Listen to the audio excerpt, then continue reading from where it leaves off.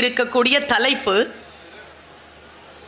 என்ன பேச போகிறேன் என்பதற்கான ஒரு முன் திட்டமிடல் மனதிலே இருந்தாலும் இங்கே என் கண்களிலே தெரிந்து கொண்டிருக்கக்கூடிய எழுச்சி மிக்க ஆர்வமிக்க முகங்கள் என் சிந்தனையை இன்னுமாய் தூண்டியபடி இருக்கின்ற காரணத்தினால் என் பிரார்த்தனை இதுதான். யாருடைய உதடுகளில் ஒளிந்து கொண்டிருக்கக்கூடிய சொல் நம்முடைய வாழ்க்கையை மாற்றும் என்று நமக்கு தெரியாது. அது எந்த புத்தகத்திற்குள் ஒளிந்து கொண்டிருக்கிறது என்று கூட நமக்கு தெரியாது. எவ்வளவு சீக்கிரமாக அந்த சொல் நம்மை வந்து சேர்கிறதோ நம்முடைய வாழ்க்கையில் அவ்வளவு சீக்கிரமாக மாற்றம் நிகழ்கிறது. உங்கள் வாழ்க்கையில் நீங்கள் மறுபடியும் பெற்றுவிடவே முடியாத இந்த காலத்தின் மணி சொட்டுக்களை இதோ இவளின் பேச்சுக்காக தந்து கொண்டிருக்கிறீர்கள். நானும் என் வாழ்க்கையில் மறுபடியும் பெற்றுவிடவே முடியாத அந்த காலத்தின் மணி சொட்டை உங்களுக்காக தந்து கொண்டிருக்கிறேன். உங்கள் வாழ்க்கையில் மாற்றத்தை நிகழ்த்தக்கூடிய அந்த ஒற்றை சொல் இந்த உதடுகளிலிருந்து உதிர்ந்து விட வேண்டும் என்கின்ற பேராசையோடு உங்கள் முன்னால் சில சிந்தனைகளை விதையாக தூவ வந்திருக்கிறேன். புத்தக திருவிழா எனக்கு நிரம்ப சந்தோஷம். புத்தக கண்காட்சி என்று வைத்தார்கள். அந்த சொல்லை நீக்கியவர்களுக்கு 1000 கோடி நமஸ்காரங்கள். அது கண்காட்சிக்கான பொருள் அல்ல, இது விழாவுக்கான பொருள். எந்த புத்தகம் ஓலமிட்டு கொண்டு யாரோ ஒரு வாசகனை தேடிக்கொண்டிருக்கிறது, நாமும் உள்ளத்திலே அதே ஓலத்தோடு இங்கே அலைந்து திரிந்து கொண்டிருக்கிறோம். 2 பேரும் ஒற்றை புள்ளியில் சந்தித்து விட வேண்டும் என்ற பிரார்த்தனையோடு உள்ளே போங்கள். ஏனென்றால் நான் ஒரு முறை தஞ்சாவூர் புத்தக திருவிழாவில் பேசி கொண்டிருந்த பொழுது இப்படியே பார்த்துக்கிட்டே இருந்தேன். ஒரு இடத்துல ஒரு எழுத்து எழுதி தொங்க போட்டிருந்தாங்க. நான் மொழி ஆசிரியை, என் மொழி வல்லமையை நான் வளர்த்து கொண்டது எங்கே எது கிடைச்சாலும் அதை படிச்சிருவேன். இது என்னன்னா கூட பிரியாணி டு ஹெவன் படிச்சுட்டேன். லெஃப்ட் சைடில் இருக்கு. எது கண்ணில் பட்டாலும் அதை வாசித்து விடுவேன். சரியோ தவறோ முதலில் அதை வாசித்து விடுவோம். நம்முடைய மனம் அதை வடிகட்டி கொள்ளும், நம் புத்தி அதை வடிகட்டி கொள்ளும். வாசிச்சிடணும் அப்படின்னு வாசிக்கும் பொழுது மேடையில் நின்று கொண்டிருந்த பொழுது அந்த வாசகம் என் கண்ணில் பட்டது. ஒரு வெளிநாட்டு அறிஞனுடைய ஒரு பொன்மொழியை எங்கே எழுதி போட்டு இருந்தார்கள். எங்கே? புத்தக கண்காட்சியில். நீங்கள் எந்த புத்தகத்தையும் காசு கொடுத்து வாங்கிவிட முடியாது. பயந்து போனேன் நான். எனக்கு ஒரு 4-5 புக்கை இவங்க பரிசா கொடுத்துருக்காங்க. அதனால என்கிட்ட இருக்கிற புத்தகம்லாம் அப்படி வந்ததா என்ன? நான் காசு கொடுத்து வாங்கி இருக்கிறேனே. நீ எந்த புத்தகத்தையும் காசு கொடுத்து வாங்க முடியாது என்கிறான் அந்த பேரறிஞன். கீழே அதற்கான விளக்கம் தருகிறான். நீங்கள் வாங்குவதெல்லாம் புத்தகத்தின் அச்சுக்கூலியும் காகிதத்தின் கூலியுமே தவிர உங்களால் எந்த புத்தகத்தையும் காசு கொடுத்து வாங்கிவிட முடியாது என்று பேசுகிறார். சிந்தனைக்கு ஏது விலை? நான் எப்பொழுதும் சொல்லுவதுதான், சிந்தித்துக் கொண்டே இருப்பதுதான். மரணம் அடைகிறார்கள். எத்தனையோ சொற்களால் அதை குறிக்கிறோம். இறைவனடி சேர்ந்தார், சிவபதவி அடைந்தார், இயற்கை எய்தினார், காலம் ஆனார். ஒருத்தருக்கு இங்க மதுரையில் தான், வேற எங்கே இந்த குறும்பை நான் பார்க்க மாட்டேன், இங்க தான். என் தாத்தா 96 வயதில் அகால மரணம் அடைந்தார். நான் நினைச்சேன், என்னையா 96 வயசுல தானே செத்துருக்காரு, அது எப்படி அகால மரணம்னா? அந்த பேரன் சொல்றோம், போற வயசுல போகாம லேட்டா போனா அதுவும் அகாலம் தானேங்கிறான். செத்து போதல், மண்டைய போடுதல், டிக்கெட் வாங்குதல், நிறைய சொற்கள் உண்டு. காரல் மார்க்ஸ் இறந்தான். அவன் தோழன் ஏங்கல்ஸ் அதை மக்களுக்கு அறிவிக்கிறான். அதே மரண செய்திதான் நாம் எல்லோரும் எப்படி அறிவிக்கிறோமோ ஏங்கல்ஸ் அறிவித்தான் காரல் மார்க்ஸை குறித்து. என் நண்பன் இன்று காலை இத்தனை மணி அளவில் சிந்திப்பதை நிறுத்தி கொண்டான். சிந்திப்பதை நிறுத்திக் கொள்ளுதல் தான் மரணம். சிந்தித்தபடி இருப்பதற்கு ஏதேனும் ஒன்று தேவைப்படுகிறது. சொல் தேவைப்படுகிறது. எல்லோரும் சொல்கிறார்கள். ஆனால் அந்த சொல்லிற்கான பொருள் அவர்கள் என்ன நினைத்து சொல்லுகிறார்களோ அது அடுத்தவர்களுடைய காதுகளில் சரியாக போய் சேர்கிறதா? நான் தமிழ் படித்தவள். பாக்கியசாலி, அதனால் தமிழிலே படித்தவள். பல குழந்தைகள் இன்றைக்கு தமிழை ஆங்கிலத்தில் வாசித்துக் கொண்டிருக்கிறார்கள். நான் தமிழிலே தமிழ் படித்தவள். தமிழ் இப்படி சொல்கிறது, எல்லா சொல்லும் பொருள் குறித்தனவே. எந்த சொல் சொன்னாலும் அதுக்கு ஒரு பொருள் உண்டு. அந்த பொருளை அந்த சொல் சுமந்து வருகிறதே, அந்த சொல் சரியான பொருளோடு முன்னால் இருக்கின்றவர்களை போய் சேர்கிறதா? நம்மில் பல பேருக்கு வருத்தம் என்னன்னா, என்ன புரிஞ்சிக்க மாட்டியா, நான் சொன்னது உனக்கு புரியலையா? இந்த தவிப்போடு தானே மொழி நம்மிடத்தில் இருக்கிறது. யார் ஒருவர் சொல்லையும் அதற்கான பொருளையும் சரியாக புரிந்து கொள்கிறார்களோ அவர்களுக்கு இந்த உலகம் இன்னும் ஒரு வாழ்க்கையை தருகிறது. இப்படி சொல்கிறேன். பெர்னாட் ஷா சொல்வது, நம்மில் பல பேர் 40 வயதிலேயே செத்து போகிறோம். புதைப்பதற்குத்தான் 60-70 ஆண்டுகள் ஆகிவிடுகின்றன.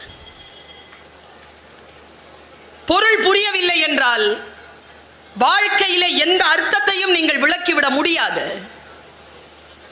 ஒரு புத்தகத்தை எடுக்கிறீங்க, எல்லாருமே சொல்லிக்கிட்டே இருக்காங்க, வாசிங்க வாசிங்க, நிறைய படிங்க நிறைய படிங்க.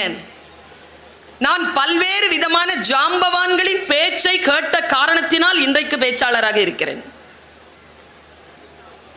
கேட்டு பழகியவர்களால் தான் பேச முடியும், வாசித்து பழகியவர்களால் தான் பேச முடியும்.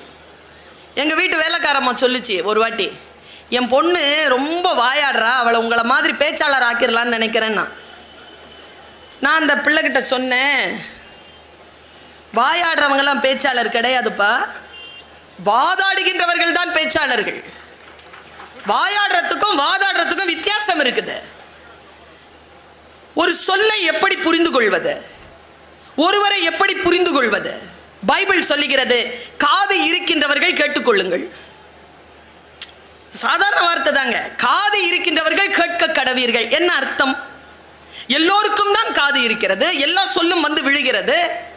இப்ப கண்ணுக்கும் காதுக்கும் இருக்கிற வித்தியாசம் என்ன தெரியுமா? கண் சென்று பற்றும், கண் சென்று பற்றும், காதில் வந்து விழும். இதுக்கு மூடி இருக்கு, இதுக்கு மூடி இல்லை. இதை சரியா யார் கையாள்கிறோமோ அவர்கள்தான் உலகை வெல்லக்கூடியவர்களாக வருகிறார்கள். எதை கேட்க வேண்டும் எதை கேட்கக்கூடாது என்பதில் முடிவு, அது தானா வந்து விழும். இப்படி சொல்கிறார் வலம்புரி ஜான். புத்தகத்திற்கு நூல்னு பேர் வச்சார் தெரியுமா தமிழன்? என்னைக்காவது யோசிச்சிருக்கோமா நூல் அப்படின்னு ஏன் பேர் வச்சாங்க? அவர் அழகா பேசுவார். நூலை குறித்து அவருடைய பேச்சு இன்றைக்கும் இருக்கிறது, யூடியூப்ல இருக்குது. முடிஞ்சா நீங்க வலம்புரி ஜானுடைய பேச்சை கேளுங்க. அவர் சொல்றார், சில பேருக்கு புத்தகம் வாசித்தல் அப்படிங்கிறது தூக்க மாத்திரை என்கிறார். தூக்கம் வரலன்னு வச்சுக்கோங்களேன், மல்லாக்க படுத்துட்டு காலை கொஞ்சம் இப்படி கிராஸ்ல போட்டுட்டு நெஞ்சில் ஒரு புத்தகத்தை வச்சுக்கிட்டு புரட்டிக்கிட்டே இருந்தீங்கன்னா சில பேருக்கு 5 பக்கம் டோஸ், ஸ்லீப்பிங் டோஸ். சில பேருக்கு 10, யாரும் 15 தாண்டதில்லை, ஓவர் டோஸ் ஆகிடும், ஸ்லீப்பிங்கு போயிடும். என்கிட்டயே நிறைய பேர் கேட்குற சொல்கிறாங்கங்க, மேடம் உங்கள் பேச்சை கேட்டுட்டு தான் மேடம் தூங்குறேன். யோ, தூங்கக்கூடாதுங்கிறதுனால தான் ஏன் பேசுகிறேன், தூங்கும்போது பேச்சை கேட்குறீங்க? வலம்புரி ஜான் சொல்லுகிறார், நீ எதை புரட்டி புரட்டி படிக்கிறாயோ அது நல்ல புத்தகம் அல்ல. படிக்கின்ற பொழுதெல்லாம் எந்த புத்தகம் உன்னை புரட்டி புரட்டி போடுகிறதோ அதுதான் நல்ல புத்தகம் என்கிறார். பேச்சை கேட்டுப்பாரு. நூல் என்று ஏன் பெயர் வைத்தார் சொல்றார் வார்த்தை சித்தர். ஊசியின் காதுகளில் நூல் நுழைந்தால் அது ஆடையின் கிழிசல்களை தைக்கும். மனிதன் காதுகள் என்கின்ற இந்த துளைகளில் நல்ல நூல்கள் நுழைந்தால் மனதில் இருக்கக்கூடிய கிழிசல்களை தைக்க உதவும். அதனால் நூல் என்று பெயர் வைத்தான்னு பேசுறாருங்க. இந்த பேச்சை நான் ரொம்ப சின்ன வயசுல கேட்டவன். கேட்டு கேட்டு நான் பழகிய காரணத்தினால் சொல் எனக்கு ஒவ்வொரு சொல்லும் புதிதாகத்தான் இருக்கிறது, சூரியனை போல. நீங்கள் சொல்லுகின்ற வணக்கம் நேற்று சொன்ன வணக்கம் அல்ல, இன்றைக்கு சொல்லுகின்ற வணக்கம். நேற்று சிரித்த சிரிப்பின் ஊடாக வெளியில் வந்த சொல் அல்ல, இன்றைக்கு வெளியில் வருகின்ற சொல். ஒவ்வொரு சொல்லும் புதிதாகவே வந்து விழுகிறது. அந்த சொல்லுக்கு அந்த வினாடியிலே பூ போல ஒரு பொருள் அதற்குள் மறைந்திருக்கிறது. இது நமக்கு புரிய வேண்டுமே. நான் இப்படி சொல்கிறேன், மதுரைக்காரர்களுக்கு நான் சொல்வது ஒன்றும் புதித விஷயம் அல்ல. நீங்கள் எல்லோரும் ரசனைக்காரர்கள், தெரியுமா உங்களுக்கு? எந்த கலையும் இந்த உலகத்தில் ஜெயிக்குமா ஜெயிக்காதாங்கிறத முதல்ல விதை போட்டு இந்த மண்ணில் பார்த்துடலாம். மாப்பிள்ள இந்த பக்கம் போயிடாது, தாங்க மாட்டேன். 3 மணி நேரம் வச்சு செஞ்சிட்டாங்க. இவ்வளோ பேசுகிற ஆள் என்ன கேட்டால் மதுரை ஜில்லா தான். இந்த மதுரை மண் என்பது கலையை தட்டி தட்டி பதம் பார்த்து அதற்கான உண்மை இருந்தால் அதை தூக்கி கொண்டாடுவதும், அது சல்லி காசுக்கு பெறாது என்றால் தூக்கி வீசக்கூடிய மண். ஏனென்றால் இதுதான் சங்கப்பலகை இருந்த மண், சாதாரணமான மண் அல்ல. கலைக்கு சொந்தக்காரர்கள் நீங்கள், கலை உங்களுக்கு தெரியும். சொற்களை புரிந்து கொள்ளுங்கள், அவ்வளவுதான். இளைஞர்களை பார்த்து சொல்லுகிறேன், தயவு செய்து சொற்களின் மீது கவனம் வையுங்கள். இசையின் பெருக்கம் இருக்கிறது, இன்றைக்கு ஓசையின் பெருக்கம் இருக்கிறது. வார்த்தைக்குள்ளாக இருக்கக்கூடிய பயணம் குறைந்து கொண்டிருக்கிறது. வார்த்தை கூடாக இருக்கக்கூடிய பயணத்திற்கு போங்கள். ஒரு பெண்ணை இந்த சமூகத்தில் மிக அதிகமாக கொண்டாடிய ஒரு வரலாறு நம்முடைய வரலாறு. இன்னைக்கு பெண்களுக்கு மரியாதை தரக்கூடிய சூழல் குறைந்து கொண்டே வருகிறது என்று ஆய்வுகள் சொல்கின்றன. எதை வைத்ததை சொல்கிறார்கள்? சொல்லை வைத்துதான் சொல்கிறார்கள். ஒரு காதலன் காதலியை பார்த்து, என் தாத்தா காலத்தில் ஒரு விதமாக பேசினார், என் தகப்பன் காலத்தில் ஒரு விதமாக பேசினார், என் காலத்தில் ஒரு விதமாக பேசினார், இப்பொழுது என் பிள்ளை காலத்தில் வேறு விதமாக பேசிக்கொண்டிருக்கிறார். என் தாத்தா பாரதி ஒரு பெண்ணை பார்த்து சொன்னான், வீணையடி நீ எனக்கு, மேவும் விரல் நான் உனக்கு, பானமடி நீ எனக்கு, பாண்டமடி நான் உனக்கு. இப்படி பேசினான் பாரதி. யாவுமே சுகமாய் இருக்கும் முனிவருக்குள் ஈசனாம் எனக்கு உன் தோற்றம் என்றார். ஒரு முனிவனுடைய மனதில் இருக்கக்கூடிய சிவன் நீதானடி எனக்கு என்று பேசக்கூடியது என் தாத்தா காலத்து காதல். என் தகப்பன் காலத்தில் ஒரு காதல் இருந்தது. பூஜைக்கு வந்த மலரேவா, பூமிக்கு வந்த நிலவேவா, கண்ணதாஸ். ஆடை கட்டி வண்ட நிலவோ, பட்டுக்கோட்டை. இது என் தகப்பன் காலம். என் காலத்தில் கவிதைகள் இருந்தன. கண்ணாளனே எனது கண்ணை நேற்றோடு காணவில்லை. என்ன பாட்டுங்க அது? இந்த காட்சி கொண்டு வரார் வைரமுத்து. அது என் காலத்து காதல். நான் இளமையாக இருக்கின்ற காலகட்டத்தில், நான் கல்லூரி மாணவியாக இருந்த காலகட்டத்தில் அந்த பாட்டை அவ்வளவு ரசித்திருக்கிறேன். பெண்ணினுடைய மனம் கொதிக்குதான். எப்படி கொதிக்குது? உலை கொதித்திடும் நீர்க்குமிழ் போல. பனித்துளிதான் என்ன செய்யுமோ, மூங்கில் காட்டில் தீ விழும் பொழுது மூங்கில் காடென்று ஆயினள் மாது. இது என் காலத்து காதல். இப்போ இருக்கிற பசங்க அட்ராவளை, குத்ராவளை, கொல்றா. எப்படிங்க? இப்போ ஒரு பாட்டு வந்துச்சுங்க, ஜோர்தால் ஜோர்தால்னு ஒரு பாட்டு. என்னதான் சொல்றான்? நானும் திரும்பி திரும்பி பார்த்துட்டு கத்ரா கத்துன்னு கத்தாத, நான் படுத்துக்கவேன் ஜொர்த்தாலங்கிறான். அவ்வளோதான். திருப்பி திருப்பி சொல்றான். சொற்கள் ஏன் இப்படி மாறி போயின? ஒரு சமூகத்தில் ஒரு சொல் இல்லாமல் போனதற்கு யார் காரணம்?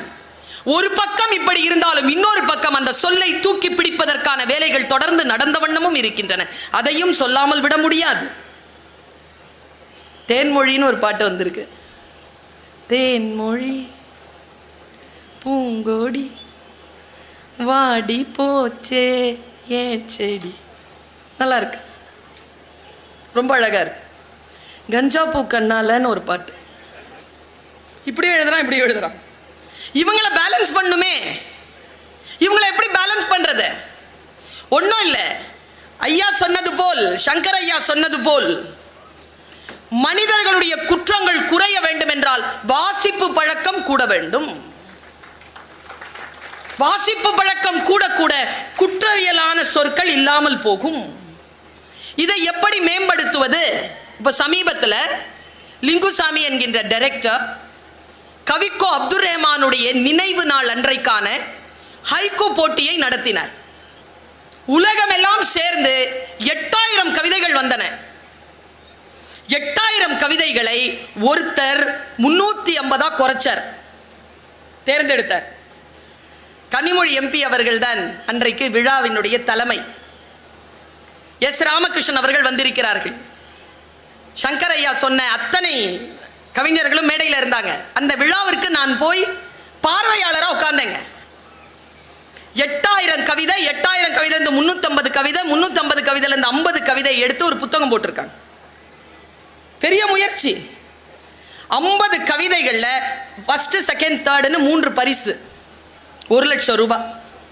நான் யோசிச்சேன், அப்படி என்னப்பா எழுதிட்ட 1 லட்சம் ரூபாய் பரிசு வாங்குற மாதிரி? குழு எப்படி தேர்ந்தெடுத்தது? என்ன அந்த கவிதை, என்ன கவிதை? 1 லட்சம் ரூபாய் பரிசு வாங்கக்கூடிய என்ன ஹைக்கூ கவிதை தான், 2 வரி. நான் பார்வையாளராக உட்கார்ந்து கேட்ட, காதுகளில் கேட்ட அந்த சொற்கள், அந்த கவிதை சொற்கள், நான் நினைக்கிறேன் நான் மரணம் அடைகின்ற வரைக்கும் என் நெஞ்சு குழியில் தங்கி இருக்கக்கூடிய சொற்களை இந்த உலகளாவிய நிலையில் இருக்கக்கூடிய கவிஞர்கள் இதோ இந்த நூற்றாண்டில் தந்திருக்கிறார். பாராட்டவும் வேண்டும் தானே. 8000 கவிதையிலேருந்து 350, 350லேருந்து 50, 50லேருந்து 3 கவிதை வேண்டுமா உங்களுக்கு? எனக்கு தெரிஞ்சு யாரோ ஒருத்தர் படிச்சுட்டு வாங்க வந்து அவரை உட்கார வச்சு பேச வச்சு இத்தனை மக்கள், ஆயிரக்கணக்கான மக்கள் உட்கார்ந்து கேட்கக்கூடிய சபை தமிழகத்தில் தவிர்த்து இந்த உலகத்தில் வேறு எங்கேயும் கிடையாதுங்க, வேறு எங்கேயும் கிடையாது. இலக்கியத்தை இவ்வளவு ரசிக்கக்கூடிய கூட்டம், மொழியை இவ்வளவு ரசிக்கக்கூடிய கூட்டம். பாருங்க, முதல் பரிசு பெற்ற கவிதை மலேசியாவிலிருந்து நட்டா அப்படிங்கிற ஒருத்தர் எழுதியிருக்கார். இந்த புத்தகத்துக்கு தலைப்பே அதான். புத்தகத்துக்கு தலைப்பு வாடியது கொக்கு. சரியா? ஆனா என்னன்னா, நான் இந்த சபையில சொல்றேன், கவிதை புரிஞ்சாதான் கைத்தட்டல் வரும். எனக்கு தெரிஞ்சு 10 செகண்ட் ஆகும், புரியணும்ல. என்ன கேட்டா, ஒரு கவிதை புரியணும்னா ஜென்மங்களில் எனக்கு நம்பிக்கை இல்லை. ஒருவேளை நம்பிக்கை இருந்தால் இப்படி சொல்வேன், ஒரு கவிதையை புரிஞ்சுக்கிறதுக்கு 1000 ஜென்மம் எடுக்கணும். புரியாதுங்க இல்லைன்னா. புரிந்து கொண்டால் வாழ்க்கையின் வித்தியாசமான கதவுகள் திறந்து கொள்ளும். யாரையும் டிஸ்டர்ப் பண்ண மாட்டோம். யோகா பண்ணான் ஒருத்தன், அவங்ககிட்ட போய் கேட்டாங்க, யோகா பண்ணுறியப்பா எப்படி இருக்கு? சந்தோஷமா இருக்கு. உண்மையா சந்தோஷமா இருக்கா? இல்லை டவுட்டா இருக்கு. நேராக போய் குருநாதர்கிட்ட கேட்டான், குருநாதா நான் யோகா செய்கிறேன், நான் சந்தோஷமாக இருக்கிறேனா? குருநாதர் பட்டுன்னு பதில் சொல்றார், நீ யோகா செய்தால் உன்னை சுற்றி இருக்கின்றவர்கள் சந்தோஷமாக இருப்பார்கள். தேவையில்லாத வேலையை செய்ய மாட்டேன், அமைதியாக உட்கார்ந்துட்டு இருப்பேன்னு அர்த்தம். அது சில வார்த்தைகள் நாம் புரிந்து கொள்கின்ற பொழுது இந்த உலகத்திற்கு நாம் கொடையாக மாறுகிறோம், அன்பாக மாறிவிடுகிறோம். நாம் மிகப்பெரிய பரிசாக அவர்களுக்கு முன்னால் திகழ்கிறோம். பாருங்க, முதல் கவிதை வாடியது கொக்கு, ஓடியதெல்லாம் ஜோடி மீன்கள். இப்ப கைத்தட்டல் கூடுதலாக வரோம் பாருங்க. கோனார் நோட்ஸ் கொடுத்தேன்னா, தனித்தனியாக போயிருந்தா கொத்தி சாப்பிட்ருப்பேன், ஜோடி ஜோடியாக போறீங்களே எப்படி சாப்பிட்றதுன்னு வாடிச்சான் கொக்கு. பார்த்தீங்களா? புரிந்து கொண்டால் தாங்க எதுவும் பேரழகு. எந்த சொல்லும் பொருள் புரிகிறதா? பொருள் புரிந்து போனால் நம்முடைய வாழ்க்கையினுடைய தரமே வேறாக மாறி போகிறது. பாருங்க, 2வது பரிசு பெற்ற கவிதை. முதல் கவிதைக்கு 10 செகண்ட் எடுத்தீங்களா? செகண்ட் கவிதைக்கு 15 செகண்ட் எடுப்பீங்க. தூண்டிலில் மீன், தூண்டிலில் மீன், அதன் கண்களில் விடை பெற்றுக் கொண்டது நதி.